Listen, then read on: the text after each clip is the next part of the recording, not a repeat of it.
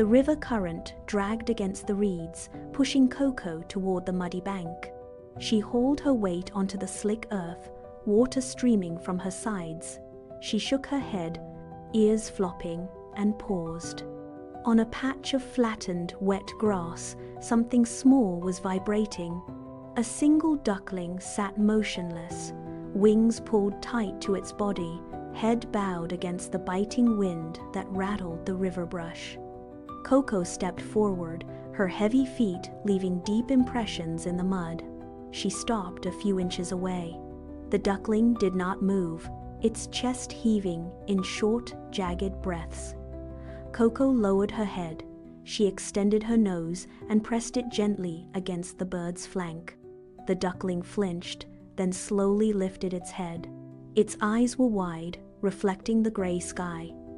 It blinked, then took one stuttering step toward her.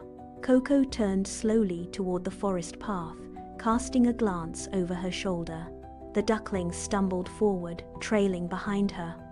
The cold wind continued to cut through the reeds, but the bird stayed within the shelter of her shadow as they moved away from the water. They reached a wide, stagnant pool where a lily pad sat motionless. A frog perched on the green surface, its throat pulsing. Coco tapped the ground with her foot, the sound echoing off the dense trunks. The frog leaped into the air, its webbed finger pointing toward the distant, shimmering surface of Rainbow Pond. Coco turned and pushed into the thick brambles. The thorns snagged her hide, but she leaned her weight into the resistance, snapping branches with every forward step. The duckling waddled in her wake, navigating the gaps she created in the undergrowth. High above, a branch swayed. A squirrel dropped an acorn, which hit the forest floor with a sharp, echoing crack. The creature chattered from a high limb, its tail twitching rhythmically as it pointed toward a massive, drooping willow tree near the creek. Coco adjusted her course, following the silent guidance of the forest inhabitants. The path ahead was tangled, but the air grew heavier with the scent of damp bark and green life, and she moved with renewed speed toward the landmark. A chorus of sharp, frantic quacks cut through the heavy forest air, vibrating against the willow trees. Coco stopped dead, her ears twitching toward the sound. She did not hesitate. She broke into a heavy, rhythmic gallop, her hooves thumping against the soft, damp earth.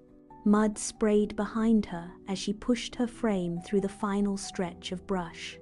The ground ahead turned treacherous, pitted with hidden roots and deep sinking moss that threatened to trip her stride. She surged forward, muscles straining, ignoring the bite of the thorns against her sides. The quacking grew louder, desperate and near. She rounded the massive gnarled trunk of the willow tree, her breath coming in quick, shallow heaves. The duckling did not wait. It surged past her, a tiny blur of movement that vanished instantly into a thick cluster of feathers near the base of the tree.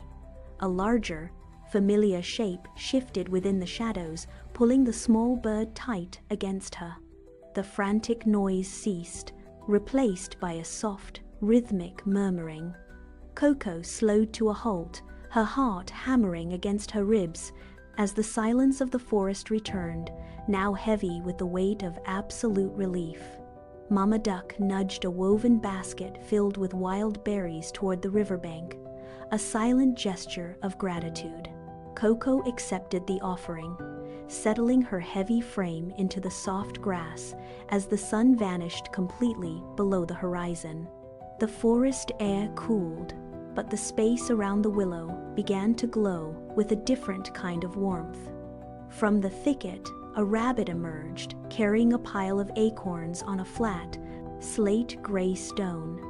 A squirrel followed, dropping a cluster of nuts into the center of the clearing. One by one, the shadows of the woods resolved into living shapes.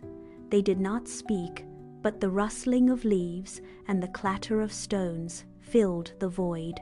Coco watched as the animals arranged their bounty in a circle. The moon rose, casting a silver light that turned the water into a shimmering mirror. The forest, once a place of hidden dangers, transformed into a vibrant community hearth. Coco stood, moving slowly toward the center of the gathering.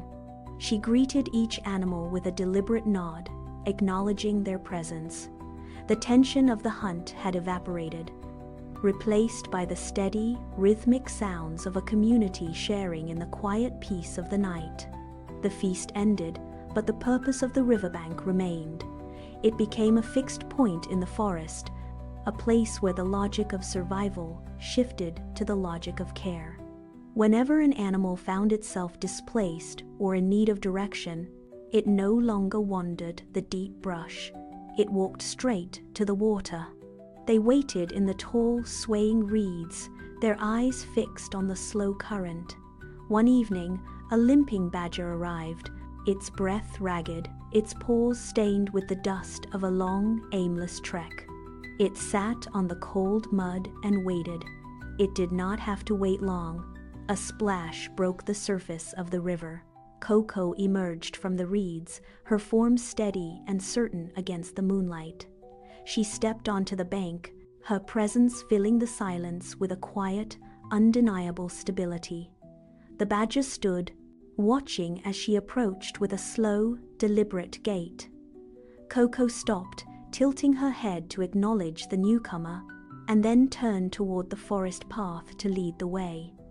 The riverbank was no longer just a boundary, it was a promise. As long as the water flowed, the path remained open, and the search for the lost never truly ended. Coco turned back once more, waiting for the follower to take the first step toward safety.